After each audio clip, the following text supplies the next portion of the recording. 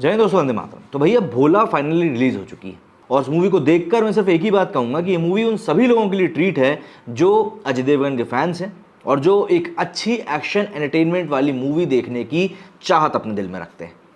देखिए, हम सबसे पहले इस बात को दरकिनार कर देते हैं कि ये मूवी 2019 में आई एक तमिल मूवी कैथी की रीमेक है, ऑफिशियल रीमेक है, क्योंकि इस बारे में अगर हम ज़्यादा बात करेंगे तो फिर हम मूवी के बारे में बात कर नहीं पाएंगे। देखिए, जिन लोगों ने कैथी देखी हुई है वो चाहे तो इस मूवी को स्किप कर सकते हैं, लेकिन अगर आप अजय देवगन के फ़ैन हैं तो आपको ये मूवी ज़रूर देखनी चाहिए, क्योंकि इसमें लिटरली काफ़ी अच्छे एक्शन सीक्वेंस हैं और बैकग्राउंड म्यूज़िक, ये दो चीज़ें जो हैं ये इस मूवी की जान है और कैथी से शायद बेहतर भी है। इसके अलावा एक जो चीज़ और मुझे नोटिसेबल लगी इस पूरी मूवी में वो ये थी कि इस मूवी में जब हम किसी भी बड़ी मूवी की बात करते हैं तो जो मेन लीड होता है उसके पास सबसे ज़्यादा स्क्रीन टाइम होता है, लेकिन इस मूवी में ऐसा नहीं है। अजय देवगन मेन लीड में हैं, लेकिन तब्बू को उनसे ज़्यादा स्क्रीन टाइम मिला है। ऐसा इसलिए भी पॉसिबल है कि अजय देवगन इस मूवी का डायरेक्टर है और तब्बू को इसीलिए शायद उन्होंने ज़्यादा स्क्रीन स्पेस दिया हो। लेकिन ये वाकई में जो हम लोग महिला सेंट्रिक मूवीज़ की बात करते हैं उनके लिहाज से ये एक काफ़ी अच्छी पहल देखने के लिए मिली। इसके अलावा अगर हम मूवी के बारे में बात करें तो भाई मूवी काफ़ी बेहतरीन है, मूवी को आपको बिल्कुल देखना चाहिए। क्यों देखना चाहिए उसी बारे में हम लोग इस रिव्यू में बात करेंगे। देखिए, अजय देवगन की फिल्म भोला रिलीज़ हो चुकी है और 100 करोड़ के बजट में बनकर ही तैयार हुई है। इसका डायरेक्टर और को प्रोड्यूसर अजय देवगन ही है। फिल्म में तब्बू और संजय मिश्रा जैसे उम्दा कलाकार भी मौजूद हैं। साल 2019 में आई तमिल फिल्म कैथी की ऑफिशियल रीमेक है। अब इस मूवी के रिव्यू के बारे में अगर हम बात करें तो ये मूवी की कहानी कुछ ऐसी है कि फिल्म का जो नायक है भोला वो 10 साल की सज़ा काट चुका है और अब वो जेल से रिहा होकर अपनी बेटी से मिलने के लिए निकला है। लेकिन तभी पुलिस ऑफिसर डायना जोसेफ उससे मिलती है। डायना भोला से ट्रक चलाकर हॉस्पिटल उसको पहुंचाने के लिए कहती है, पर भोला मना कर देता है। अब ये ट्रक के पीछे की क्या कहानी, अगर ये कहानी मैं आपको बताऊंगा तो यहाँ पर बहुत बड़ा स्पॉइलर हो जाएगा, क्योंकि ये कहानी की शुरुआत का एक मेन और इस पूरी मूवी का एक बहुत बड़ा बेस भी। क्या कुछ घटनाक्रम घटता है जिसके कारण तब्बू मतलब कि डायना को मजबूर होना पड़ता है भोला को ये कहने के लिए कि भाई ट्रक चला के चलो। ये एक बहुत अहम हिस्सा है। हम आगे की बात करते हैं। तो भाई डायना के मनाने के बावजूद, काफ़ी मनाने के बाद, कहने के बाद भोला ट्रक लेकर निकलता है। तब डायना की जान के दुश्मन बने कई सारे आपराधिक गुट के लोग उस पर हमला कर देते हैं। इन हालातों से बचते बचाते भोला जैसे तैसे कर आगे बढ़ता है और यही कहानी का एक रोमांचक पहलू भी। और एक बात मैं आपको यकीनन बता दूं कि इसका मज़ा आपको सिर्फ और सिर्फ थिएटर में ही देखने में आएगा, टीवी पर देखने में इतना मज़ा इस मूवी को नहीं आएगा। सबसे बड़ी रोचक बात, उस ट्रक में बेसुध पड़े 40 आला पुलिस अफसर हैं जिनकी जान बचाने की नैतिक जिम्मेदारी इस समय भोला पर आन पड़ी। फिल्म में एक्शन बेहद दमदार है, जैसे कि मैंने आपको शुरुआत में बताया कि एक्शन अलग लेवल का है, कहीं कहीं बहुत ऊंचे दर्जे का भी बन पड़ा है, जिसे बड़े सस्पेंस के साथ रोमांचक अंदाज में फिल्माया गया है। एक्शन पर निर्देशक, सिनेमाटोग्राफर और स्टंट टीम की पकड़ ज़बरदस्त है। एक्शन सीन का बैकग्राउंड म्यूजिक भी मज़ेदार है, जिसे KGF फेम रवि बसरूर ने दिया है।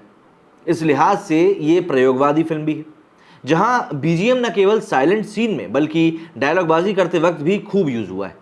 हालांकि कई जगहों पर वो BGM संवादों पर ज़रा हावी भी हो जाता है, सुनने में थोड़ी दिक्कत होती है, लेकिन स्टोरी की बात करें तो ये सब चीज़ें आपको कहीं ना कहीं मतलब स्टोरी के साथ बैठती हुई दिखाई देंगी। कहानी में रिश्तों का ताना बाना सही ढंग से बुना नहीं गया है, ये किसकी हम कमी मान सकते हैं, जो इमोशंस को काफ़ी हल्का कर देता है। अक्सर इस मिजाज की फिल्मों की स्टोरी घर परिवार से शुरू होकर एक्शन की तरफ बढ़ती, लेकिन भोला की कहानी एक्शन से शुरू होकर पारिवारिक रिश्तों की तरफ बढ़ती। अगर हम कहानी को छोड़ दें तो ना सिर्फ लोकेशन बल्कि सेट डिज़ाइनिंग, ये सब चीज़ें बड़े सटीक ढंग से सिलेक्ट किया गया है, चुना गया है, डिज़ाइन किया गया है और VFX भी आला दर्जे का है और काफ़ी अच्छे तरीके से इसका इस्तेमाल भी इस मूवी में किया गया है। लगभग चोट खाई शेरनी की तरह तब्बू अपने एग्रेसिव पुलिसिया किरदार में ज़बरदस्त एक्टिंग करते हुए दिखाई दी। फिल्म में तब्बू को सबसे ज़्यादा स्क्रीन स्पेस भी मिला है, ये उनके लिए एक सबसे बड़ा प्लस पॉइंट रहा। अजय देवगन की अदाकारी कहीं नम तो कहीं सशक्त दिखाई पड़ी। उनके किरदार के साथ इतनी लिबर्टी ली गई है कि जो कहीं कहीं कुछ ज़्यादा ही अस्वाभाविक भी लगती। उम्दा और मंझे हुए कलाकार संजय मिश्रा और विनीत कुमार की बात ही क्या करना, इन्हें पर्दे पर थोड़ा भी अगर स्पेस मिल जाए तो ये रंग जमा देते हैं। रही बात दीपक डोबरियाल की, तो फिल्म दर फिल्म उन्हें ना सिर्फ लंबे रोल मिलते जा रहे हैं बल्कि अपनी कलाकारी से उसे जीवंत करने में ये सफलता के झंडे भी गाड़ रहे हैं। यही हाल उन्होंने इस फिल्म में अपने किरदार अश्वत्थामा उर्फ आशु के साथ भी किया है।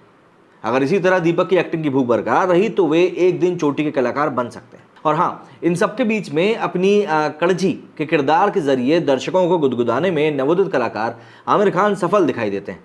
वो भोला और तब्बू के किरदार डायना जोसेफ के साथ पूरी फिल्म है। फिल्म एक ऐसे नोट पर ख़त्म होती है जो कि आपका दिमाग घुमा कर रख देगा और आपको ऐसा एक किरदार देखने के लिए मिलेगा जो कि आपके होश उड़ा देगा। अभिषेक बच्चन, जिसके बारे में चर्चा शुरुआत से ही चल रही थी, वो आपको दिखाई देगा। और इसी के साथ उम्मीद की जाती है कि फिल्म के अगले पार्ट में हमें अभिषेक एक बार फिर बतौर खूंखार विलन भोला की ज़िंदगी तबाह करते दिखेंगे। पूरी फिल्म में जिस विनीत कुमार के किरदार के लिए आशु महाभारत मचाता है, उसका विस्तार भी अगले पार्ट में ही देखना मुमकिन होगा। भोला फिल्म एक्शन पसंद करने वाले दर्शकों के लिए 144 मिनट की ट्रीट है। हालांकि कहानी के लिहाज से फिल्म थोड़ी बोरिंग लगती है। अजय के किरदार को इतना बलशाली दिखाया गया है जो काफ़ी ज़्यादा खटकता है। फिल्म की कहानी नई है और एक्शन से भरपूर है, जिसे आप फैमिली के साथ अच्छे से एंजॉय कर सकते हैं। ऑल इन ऑल अगर हम बात करें कि ये मूवी आपको देखना चाहिए या नहीं, तो देखिए सीधी सी बात है, आपको अगर एक एक्शन एंटरटेनमेंट वाली मूवी चाहिए तो ये आपके सामने है। अजय देवगन जिस चीज़ के लिए जाने जाते हैं वही सब चीज़ें आपको इस मूवी में देखने के लिए मिलने वाली हैं। एडवांस बुकिंग की रिपोर्ट के कारण जो भी कुछ चीज़ें चल रही थी इस मूवी को लेकर, वो कहीं ना कहीं अब शायद पीछे छूट जाएंगी। लेकिन हाँ, एक बात तय है कि ये मूवी के जरिए अजय देवगन अपने डायरेक्शन के करियर को एक पायदान और ऊपर उठाने में सफलता अर्जित कर ली है। तो आप लोगों ने अगर ये मूवी देख ली तो ज़रूर बताइए कि आपको कैसी लगी, और अगर देखने का प्लान कर रहे हैं तो आके कमेंट करके बताइएगा कि भैया आपको मूवी कैसी लगी। मेरे स्टूडियो फिलहाल इतना ही। जय हिंद, जय भारत।